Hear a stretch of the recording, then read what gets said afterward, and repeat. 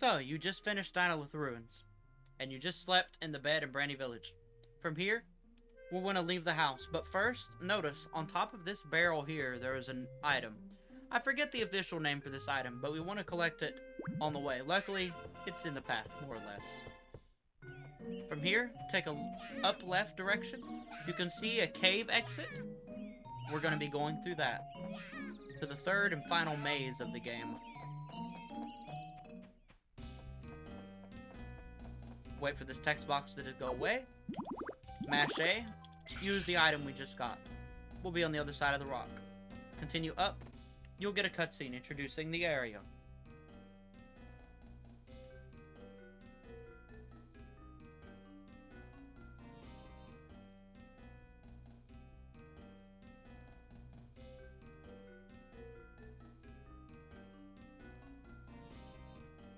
I know, it's very dark.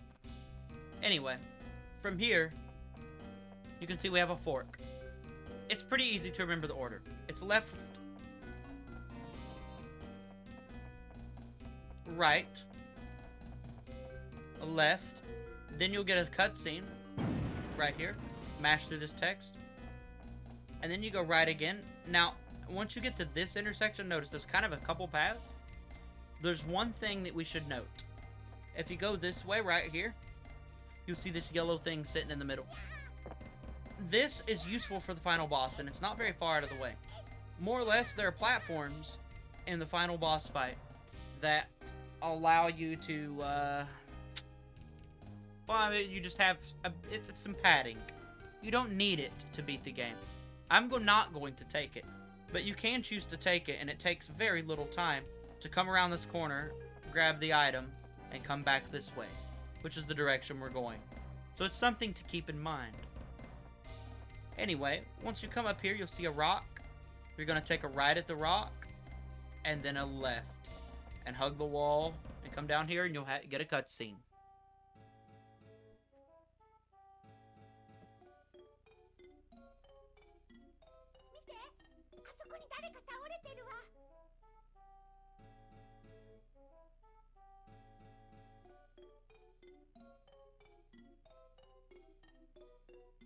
We find someone who is unconscious and potentially hurting.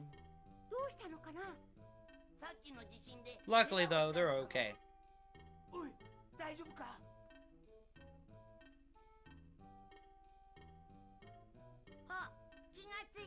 Afterwards, we need to talk to them.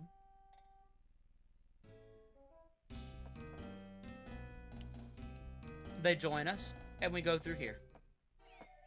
Continue up this path. You can cut a little deep. You'll get some text boxes right about here-ish. And then you'll get another text box. Once it dismisses, the game will take control of your character. And your character will automatically go in this house up here. From here, there'll be some text boxes, so mash. And then exit the door right here. Mash through this. Hold up.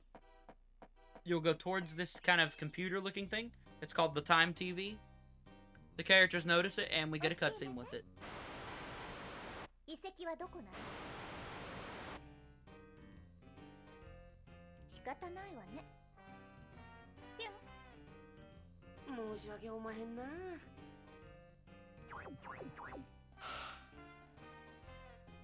So there's some interesting character development that happens here. The male villain, I forget his name, feels very bad about this. Essentially, they sprayed the denizens of this area with some sort of truth serum to know where to go to find treasure. Anyway, you have to collect this computer. After you collect it, go up left. Try to turn your camera and zoom it out a little bit. We're going into this loading zone right up through here. From here, go up. You'll get a cutscene. This is the last pan shot of the game. At least in any percent. I don't know, actually in any category. There are a few pan shots that we never see.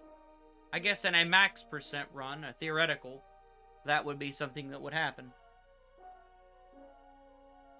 From here, we're going to continue to the left and around this wall.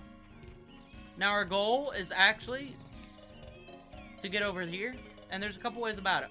We can continue down this path, jump here, and then here. That's the easiest way, and it's pretty quick and efficient. But there is a slightly faster way that saves about a second. And if you look closely at the main tip of that outer platform, there's a tip kind of right there in the geometry. If you jump kind of there, you can make it across. It's hard to hit it on the slope, though. The best way to do it is to come from behind and then do like a curved jump. But it's a pretty tricky angle. Still, it's something that exists. Here, our goal is to get to an item. You can sort of see it sticking up over there, right? So come over here, grab the item, and then we're going to cut to the right. You'll get a couple text boxes, dismiss them with A. After this trigger goes away there, enter your inventory, mash A to use this. Wait more or less to hear the noise, and then jump on across. Ignore this guy for now. We're going up, up, up, up, up. Grab that one, come this way, and we're going to do it again. Wait for more or less the noise. Across we go. Continue straight. You can cut that gap really big. Thanks to the scud shoes, the speed boost gives us slightly longer jumps. Go up here, you're going to talk to this NPC. Then we're going to turn around and go back the way we came. You can cut this gap really nice and big. And this gap.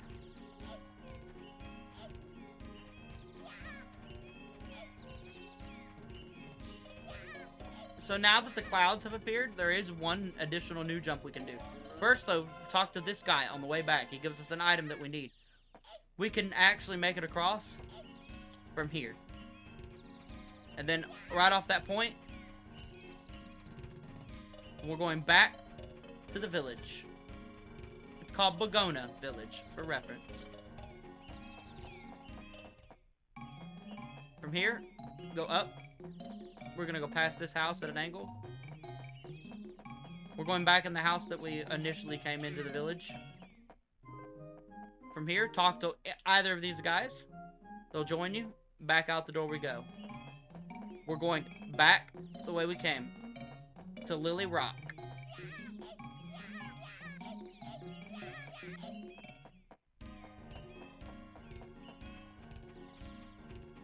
From here, we're going back all the way to where we talked to that NPC that was furthest away. Again, you can take this jump if you want, but it's quite tricky. From here, there's a couple ways you can go. You're not going to lose that much time to just jump over here and then continue across the clouds.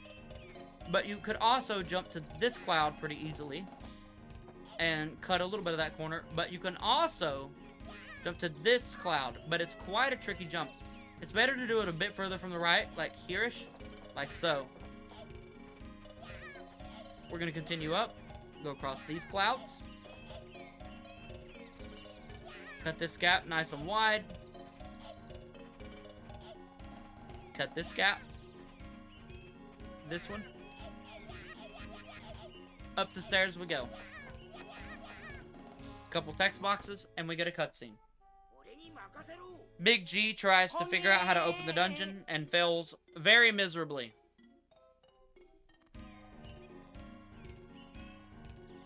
The professor tells us we go to our inventory. The first item in our inventory is the correct item if you've been following the route. Afterwards, we go into the dungeon, which is Hyphus Ruins, the final dungeon of the game. You can choose to save your game or not. If you want to not save your game, mash B when going into the dungeon. It'll dismiss this text box very quickly. Otherwise, that's the way to do it. Next, Hyphus Ruins.